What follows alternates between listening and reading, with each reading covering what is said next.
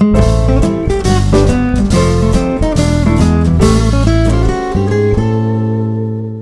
Friends, welcome to தெய்வாஸ் Nalabagam. இன்னைக்கு தெய்வாஸ் நலபாகத்தில் ராகி அவுல் எல்லாம் சேர்த்து ஒரு சூப்பரான ஸ்நாக்ஸ் ரெசிபி தாங்க பார்க்க போகிறோம்.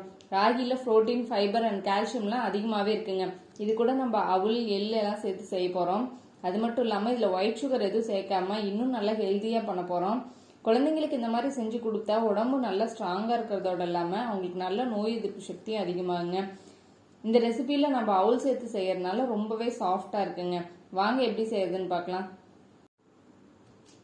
இந்த ரெசிபி பண்ணுறதுக்கு நான் 2 டேபிள் ஸ்பூன் அவுல் எடுத்திருக்கேன். நீங்கள் வெள்ளை அவுல், சிவப்பு அவுல் எது வேணாலும் எடுத்துக்கலாம். இப்போ இது ஒரு மிக்ஸி ஜாரில் சேர்த்துட்டு நல்லா பவுடராக அரைச்சி எடுத்துக்கலாம். நல்லா அரைச்சாச்சு, இந்த அளவுக்கு நல்லா அரைச்சாச்சு. இப்போ இது உரமா வச்சிடலாம்.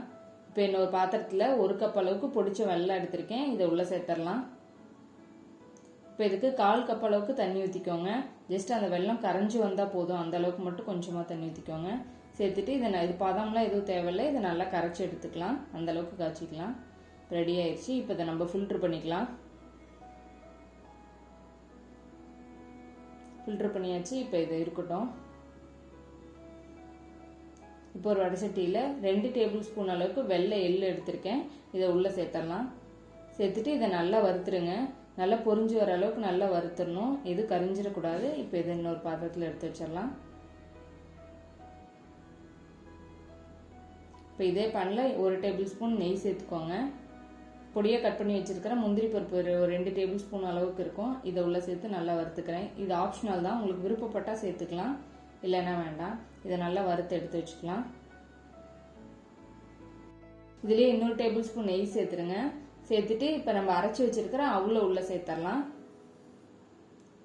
இது கூடவே நான் 1 கப் அளவுக்கு ராகி மாவு எடுத்திருக்கேன். இதையும் உள்ளே சேர்த்துடலாம். 1 கப் ராகி மாவுக்கு 2 டேபிள் ஸ்பூன் அவுல் சரியா இருக்கும். சேர்த்துட்டு இதை நல்லா வறுத்துருங்க. மீடியம் ஃப்ளேமில் வச்சுட்டு இந்த மாவு நல்லா வாசம் வர அளவுக்கு நல்லா வறுத்துக்கோங்க. 2 நிமிஷம் வறுத்தா சரியா இருக்கும். நல்லா வறுத்தாச்சு. இப்போ இதை வேற ஒரு பவுலுக்கு நம்ம மாற்றிக்கலாம். இப்போ இதில் 1 பிஞ்ச் அளவுக்கு சால்ட்டு சேர்த்துக்கோங்க. இதில் நம்ம வறுத்து வச்சிருக்கிற எள்ளை சேர்த்துருங்க. அது கூடவே வறுத்து வச்சிருக்கிற முந்திரி பருப்பையும் சேர்த்துடலாம். இதில் ஒரு 1/4 டீஸ்பூன் ஏலக்காய் தூள் சேர்த்துக்கோங்க. சேர்த்துட்டு இதை நல்லா கலந்து விட்டுருங்க. இப்போ இதில் நம்ம எடுத்து வச்சிருக்கிற வெள்ளை கரைசலை ஊற்றிக்கலாம். சேர்த்துட்டு இதை நல்லா கலந்து விட்டுருங்க.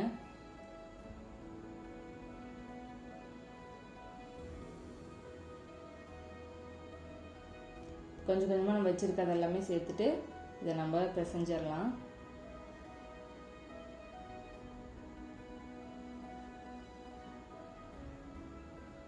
எல்லா வெள்ளத்தையும் சேர்த்தாச்சு.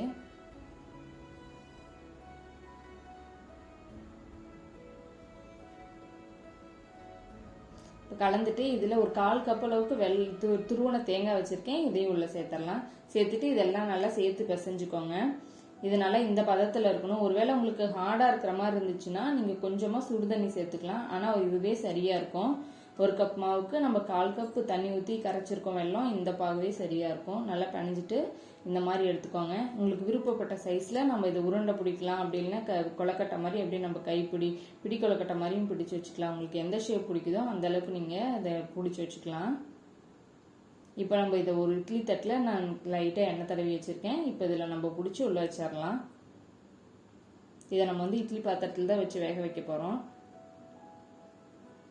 உங்களுக்கு எந்த சைஸ்க்கு வேணுமோ அந்த மாதிரி நம்ம பிடிச்ச ஷேப்புக்கு நம்ம பிடிச்சி இது மாதிரி உள்ளே வச்சிடலாம். இது மாதிரி எல்லா மாவையும் நான் ரெடி பண்ணி வச்சுருக்கேன். இப்போ நான் வேக வைக்க சரியாக இருக்குது.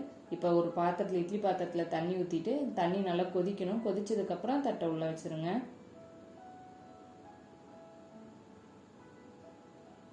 ஜஸ்ட்டு மூடி போட்டு ஒரு 10 நிமிஷத்துக்கு மீடியம் ஃப்ளேமில் வச்சு நல்லா வேக வச்சுக்கோங்க. 10 நிமிஷத்துக்கு அப்புறம் ஓப்பன் பண்ணலாம். 10 நிமிஷம் நம்ம மாவெல்லாம் நல்லா வறுத்துட்டனால சீக்கிரமாகவே வெந்துடும். இப்போ அதெல்லாம் நம்ம எடுத்து வச்சிடலாம்.